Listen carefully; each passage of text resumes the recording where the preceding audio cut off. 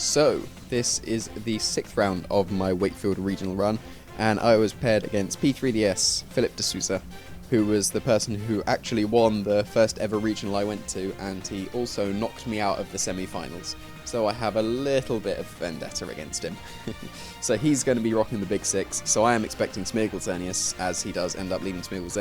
So I'm going to lead my anti-Smeagol lead, which is the Gengar and Scizor. So it didn't work out so well against Joseph, but that's because I messed up second turn. So I'm going to taunt the Xerneas and Swords Dance.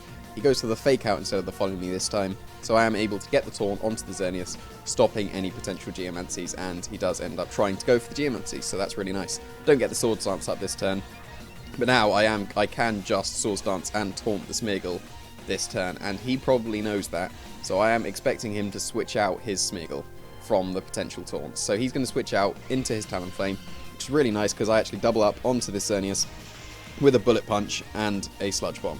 Because I hoped he would expect the Swords Dance from my Scizor so that he could quick guard away with his Talonflame. So that worked out really nicely. I get rid of the Xerneas turn 2, so the game is way in my favour now. He's going to bring in his Salamence. Now my Gengar outspeeds the Salamence before Mega Evolution, so I am hoping he will attack this turn, because then I can do something quite cool. He is going to intimidate my Scizor, putting it at -1, so I am going to Swords Dance this turn to actually be able to do some damage. He is going to Mega Evolve his Salamence, and he ends up not protecting it, which is really nice. He's going to go for the Brave Bird onto my Gengar, but I do have the Sash, so I can easily survive that. So he's going to bring me right down to the Sash with the Life Orb Brave Bird, and I'm going to be going for the Skill Swap onto this Salamence. Because I outspeed, I can take away its Aerialate before it can Hyper Voice. So now my Gengar will actually survive this turn, and my Scizor will take almost no damage, so this was really nice. Because now the Salamence can't use any flying moves, and it can't touch Gengar without using something like a Draco Meteor. So there, the Hyper Voice doesn't affect the Gengar, and it does almost no damage to the Scizor, which is lovely, and I get up my Swords Dance, putting me at +1. So I don't really threaten the Talonflame with anything at the moment, but I do threaten the Salamence. But I'm going to protect the Scizor, and I'm hoping to sack off my Gengar here. He ends up going for the Flare Blitz into my Scizor, which is fine. I could have switched in my Kyogre to this, but he is going to Draco Meteor onto my Gengar. It's always lovely when someone is forced to Draco Meteor a 1 HP Gengar because I've skill swapped them. It's such a good feeling.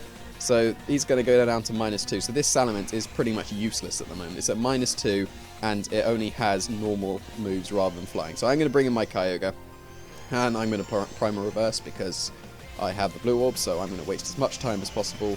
But this Salamence is going to be forced to switch out because it is utterly useless at the moment. So I am expecting the switch back into the Smeagol because I've already seen that it's the Smeagol in the back.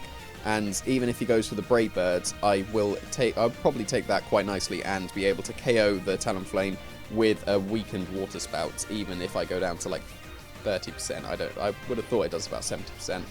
So he's going to go for the Tailwinds instead of the Brave Birds, and that just gives me a double knockout because I Bullet Punch what was the Salamence, which expecting it to go out to the Smeagol so I could break its Sash, and then I Water Spout, getting the double KO. So now he's just down to his Salamence. He can't really do anything. He's got his Aerialate back, so he can actually Hyper Voice and Double Edge again properly. But at this point, the game's over. I have the Rayquaza in the back, so I can clean up. He can only knock out one of my Pokemon, even if he gets a critical hit with Double Edge. If he went for Hyper Voice, that wouldn't have knocked out my Kyogre at all. So I can just clean up with an Ice Beam. I am going to go for the Bullet Punch because there wasn't really much else to do with Scizor, and I wanted to see how much damage +1 would do. And it's actually a 3-hit KO, which is good information for future rounds against the Big 6. So he's going to Double Edge into my Kyogre, no crit, and I Ice Beam the Salamence for the KO. So I've got revenge on P3DS for knocking me out. He destroyed me in the semi-final in the last regional, so it was nice to get some sort of payback. So, on to Game 7.